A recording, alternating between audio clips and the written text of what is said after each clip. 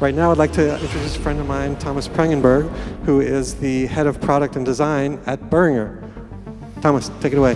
Thank you, Paul. Squeeze behind you. Welcome, everyone. So my name is Thomas, as Paul introduced me. I'm the head of product and design at BRX Digital Lab.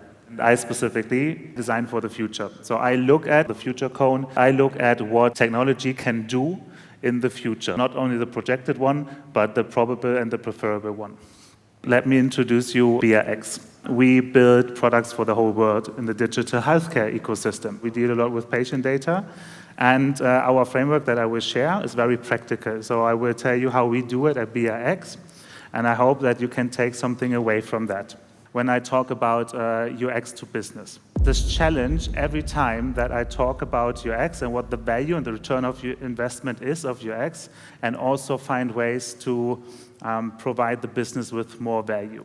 So I was looking at ways in order to make it easier to work together with the business, understanding the users. We worked on product design, generating insights, and generating outcomes.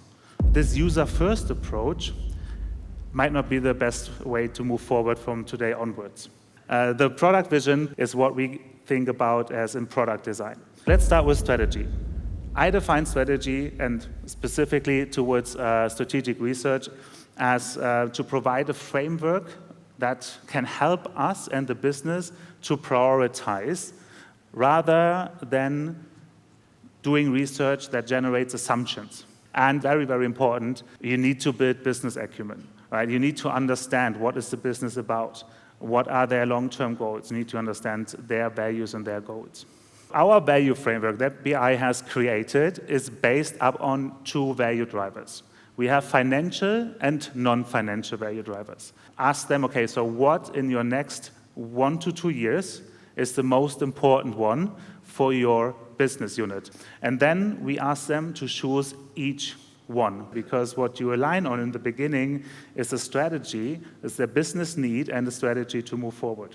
Now, to make it easier to come to decisions, we created portfolio guidance. So together with the business, we decide what the focus areas for the next year will be, right? So as you can see, we go from long-term to short-term. Then decide together with the business what horizon we want to play in. Digitalizing a process, making it faster, which is valuable because you can get more done, you're more efficient, you save some money on that. And here I believe that we can have a lot of support by large language models in the future.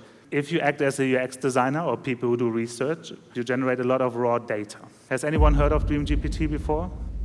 One person? I would recommend you to try it out, actually, it's kind of fun. It's obviously still early ways, but what happens basically is you connect it to Dovetail, it just scans your repository, and remember, we put strategic research into Dovetail, then DreamGPT just scans raw data of that research and generates ideas, defines a problem statement based on that raw data. So the analysis and synthesis piece, basically, of our work is done by the large language model. And then it basically generates, it goes further, it generates an idea. And that is fascinating, to be honest, because usually what happens, we go do brainstorming workshops, right, and come up with crazy ideas, and then we evaluate and test them. Now, DreamGPT does that for us. I don't believe that AI will only be within the definition of the analysis and the ideation phase, but it will be part of our team. Now, I think AI will be part of that team in the future. And the benefit that we get is it's not only faster, but it spits out not only one idea, it spits out 10, 20 ideas that you can then, as a concept test, put into look back to do unmoderated testing to see which one flies the best, to find other ways how we bring more value to our users and business. Now, as we move through our product design process, we come towards the viability piece. This is a matrix that shows us what people say versus what people do, and then also what kind of methods we use, qualitative or quantitative. Now, how do we get there? So what do we need to do in order to be really, really sure? We are using the Google Heart framework. I don't know if you know this, but for us, we tailor it a little bit to our needs. It works quite well, actually. And this is what we did with the with the animal health business, and we moved into the Horizon 3 space, killing our own business model. Selling vaccines, right, is our business model. If this product, and when this product actually is fully successful, there would be no need anymore for vaccines. So we killed our own business model. We became our own disruptor before anyone else could do it. Now I have to come to an end.